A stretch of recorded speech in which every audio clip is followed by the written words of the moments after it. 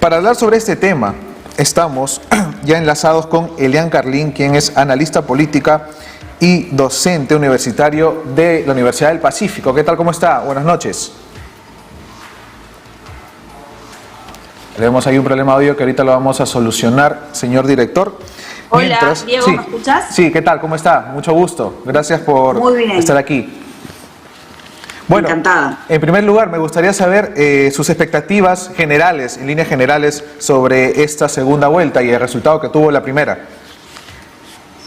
Bueno, expectativas un poco difícil, más que lo que ya es evidente, creo, para toda la ciudadanía. Una enorme polarización es lo que tenemos por delante. Queda ya, en realidad, menos de 6 semanas y media, más hacia 6 semanas, más hacia 6 que hacia 7. En este punto, y podemos ver que comienza a calentar de una forma en que no calentó la campaña de la primera vuelta ya hasta el final, ¿no? Claro. Vemos una ciudadanía un poco indiferente en términos generales a propuestas concretas.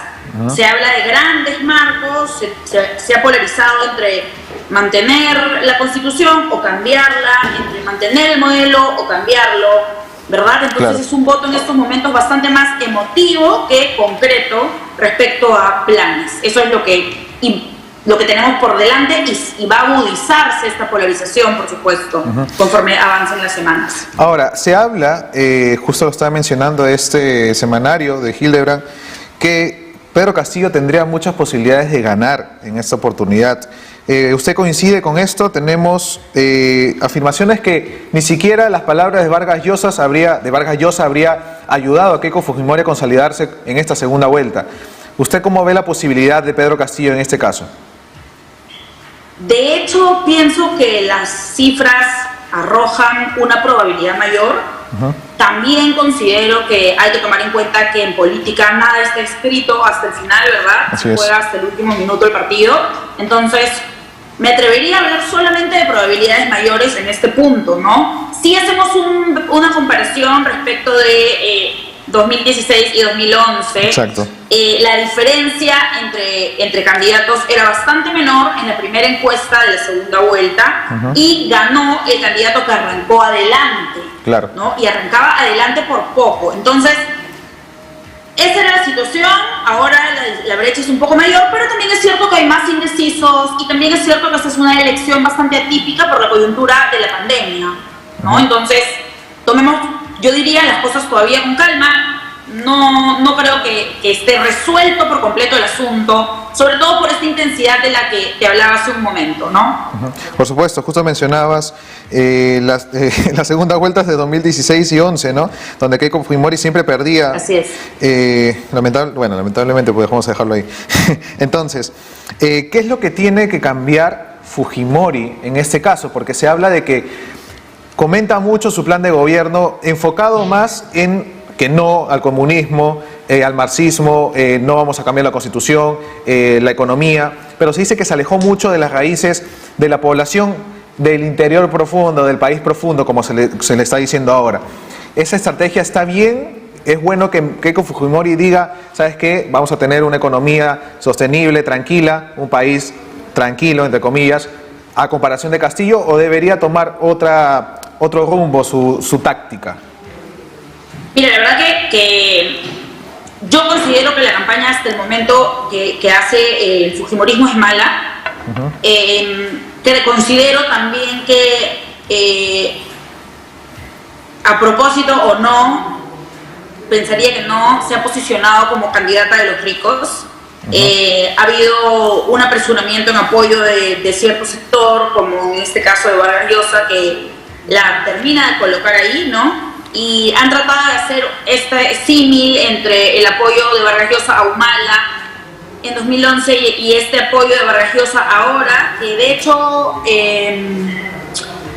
primero es distinto en coyuntura y segundo no tiene correlato con la adhesión de espacios de movimientos sociales, acción colectiva. Porque al posicionarse como la candidata de los ricos, está perdiendo esas votaciones que necesita en el interior del país. Se puede decir que no es una buena estrategia tener ese apoyo de la sociedad económica positiva, ¿no? Considero que es una campaña mala. Como te decía, no me parece que juegue a favor en este momento de nadie. Y digo en este momento porque estamos de hecho en una coyuntura en la que tenemos que las personas que vivían en situación de pobreza son hoy más pobres. Tenemos que la clase media precaria ha caído dentro de la situación de pobreza. Tenemos entonces un porcentaje importante de la ciudadanía que mira hacia el Estado y se siente con una respuesta insuficiente, claro. Mira hacia sus empresas o donde trabajaban, si tenían un trabajo formal, y muchas veces han sido despedidos. Su trabajo informal ha sido más precarizado aún. Entonces tenemos una situación en la que hay un porcentaje muy grande de la población que siente que aquello que tenían, sea cual fuera el modelo, se llame socialismo, comunismo, espacio neoliberal, economía de lo que fuese, porque la etiqueta en este momento no es lo que interesa.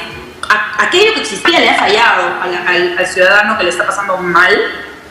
Y en ese contexto, en esa coyuntura, tratar de ser aquel o aquella que se esfuerza por mantener las cosas como están, eso no juega a favor de absolutamente nadie, ¿no? Entonces creo que por ahí va la cosa.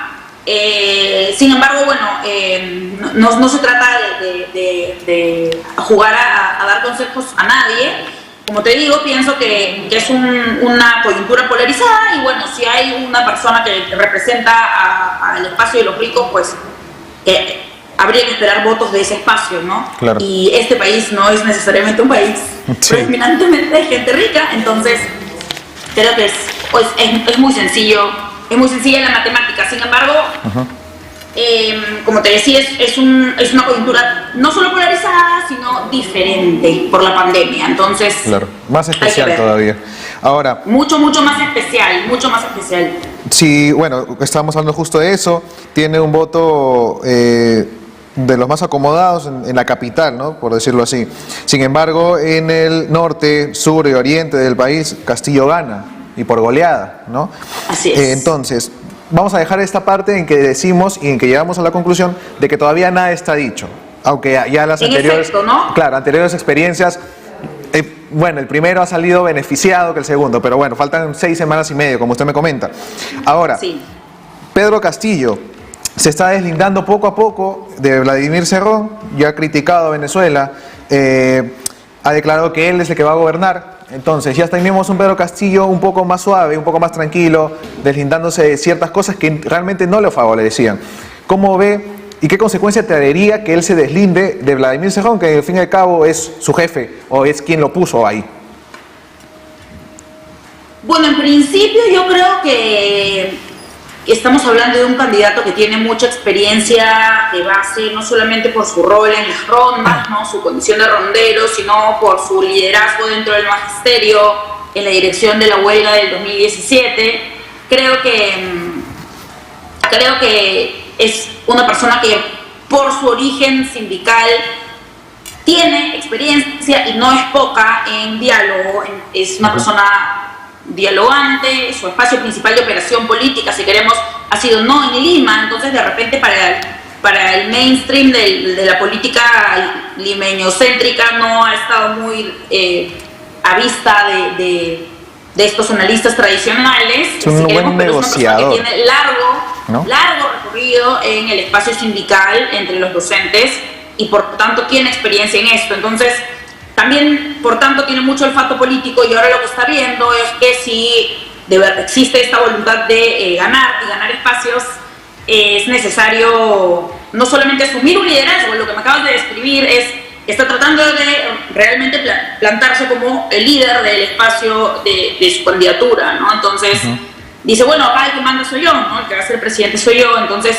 simplemente tratando de apuntalar un poco, pero por tanto desapuntalar algunas voces que podrían generarle ruido, ¿no? Entonces, si bien Cerrón es ahora como el dueño del partido, si queremos, creo que es una jugada inteligente y válida, además, reafirmarse como la persona que tiene liderazgo, que tiene la batuta dentro del espacio de Perú Libre en este momento por lo menos, ¿no? Claro, ahora, se habla mucho de que, ok, vamos a ver la suposición, está acá dos semanas, ¿no? Que Pedro Castillo se pelee con Vladimir Cerrón y cortan palitos definitivamente y digan, no, acá yo no tengo nada que ver contigo, bla. Pero si vemos el Congreso, y posiblemente Pedro Castillo gane y el Congreso tiene una mayoría, por decirlo así, de su partido, ¿esto no le va a jugar en contra cuando este gobierne? Posible una... De cualquier modo, el Congreso no va a ser un espacio amigable para Castillo de ganar, ¿no? De cualquier modo no gozaría de una mayoría, ¿no? De cualquier modo tendría que tener muchísimo...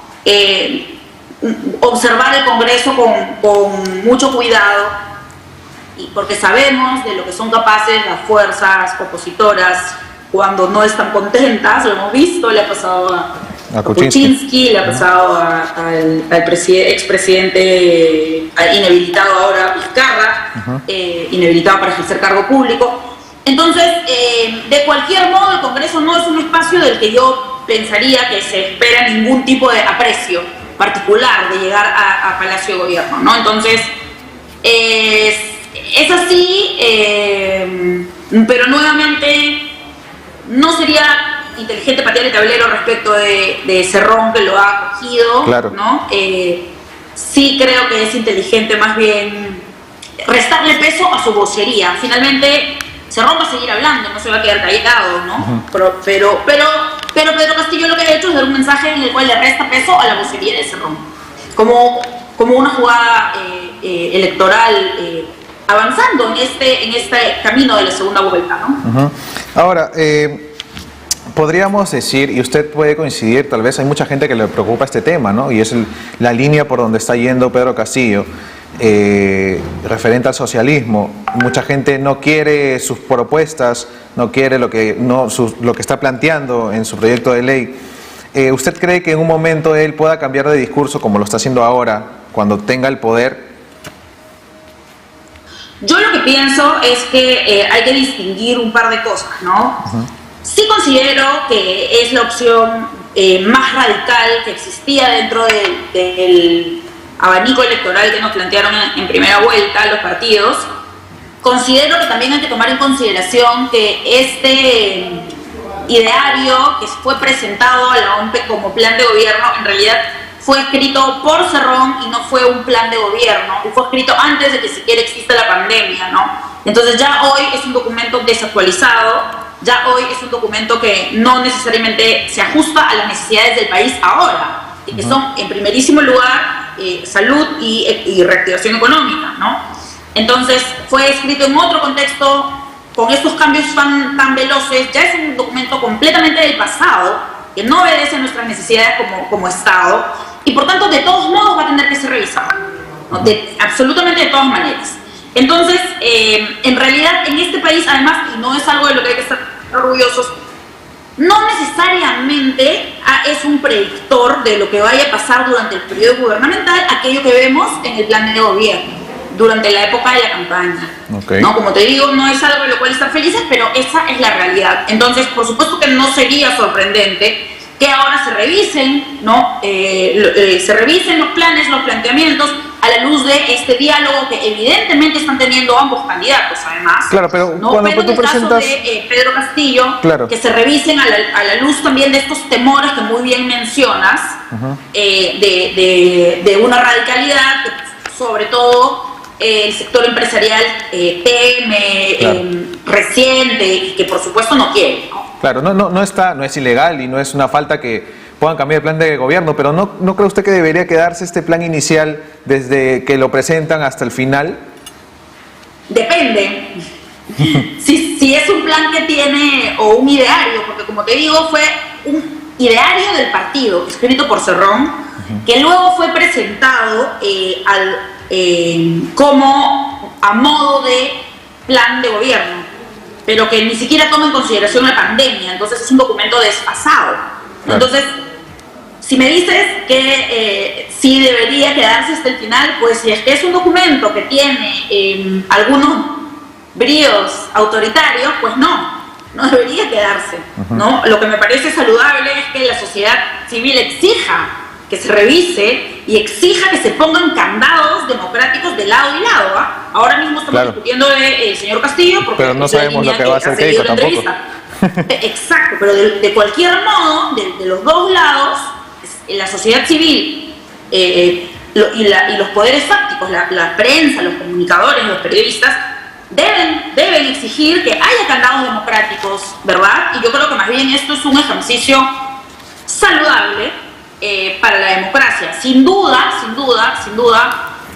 no es lo mejor el hecho de que en nuestro país importe tan poco el plan que presentas a las elecciones, ¿no? Y que en el camino se construyen hojas de ruta, etcétera, etcétera. Pero si me preguntas a priori, si es que un plan que tiene algunos rezagos autoritarios por ahí conviene para el país como Estado que se modifique hacia un espacio más democrático, pues que se modifique, ¿no? Eso es lo que deberíamos todos como sociedad querer, desear y exigir. Claro, ok, perfecto. Bueno, ya para ir concluyendo, quisiera preguntarle algo muy interesante, y es que justo hay una nota importante sobre los partidos políticos que han fracasado, hay muertos, heridos y confusos. Y esta nota me parece muy curiosa porque no existen ahorita partidos políticos sólidos en nuestro país. Ha pasado están perdiendo las inscripciones, todos están renunciando. ¿Cómo ve usted el futuro político de nuestro país en estas elecciones y en un futuro? Bueno, de hecho no hay muy buenas expectativas en cuanto a la fragmentación. El asunto en el Perú de la crisis de partidos ya ha sido tan mencionado, tan descrito en la literatura, que es simplemente la normalidad. Se hablaba, incluso el profesor Tanaka hablaba, ¿no?, hace ya unos años, de esta democracia sin partidos. Hay algunos partidos antiguos, ¿verdad? Está en el APRA, está el PPC, bueno, que ha perdido la inscripción, pero en la práctica, digamos, en la forma, sí, sigue existiendo, por supuesto, tiene sus militantes en nuestro local, ¿no? Está el APRA, está Acción Popular, está el PPC, pero sin ninguna duda lo que tenemos ahora es una proliferación de maquinarias electorales, ¿no? El sueño del partido propio, que además con esta flexibilización de las normas para poder inscribir un partido probablemente se incremente, ¿no? Entonces, eso dificulta la toma de decisiones sin ninguna duda y, bueno, incrementa pues la fragmentación, ¿no? Sí, claro. No es algo tan bonito, y de cara a los años de recesión y al incremento de la pobreza, del desempleo y el incremento de la informalidad, es un panorama muy difícil que sé quien fuera que gane las elecciones va a tener que afrontar, con un Congreso hostil y con un clima muy oscuro en cuanto a la situación económica y la situación de salud. Entonces, no lo van a tener fácil, no va a haber estabilidad. Hay por ahí algunos analistas que predicen inclusive la posibilidad alta de que haya elecciones nuevamente, sí, como ya hemos tenido los anteriores 5 años, ¿no? Sí, entonces, lamentablemente no es un panorama muy feliz. Así es. Bueno, le agradezco bastante por su presencia aquí en Hackeando la Política. Muchas gracias. No, gracias a ustedes. Buenas noches. Buenas noches.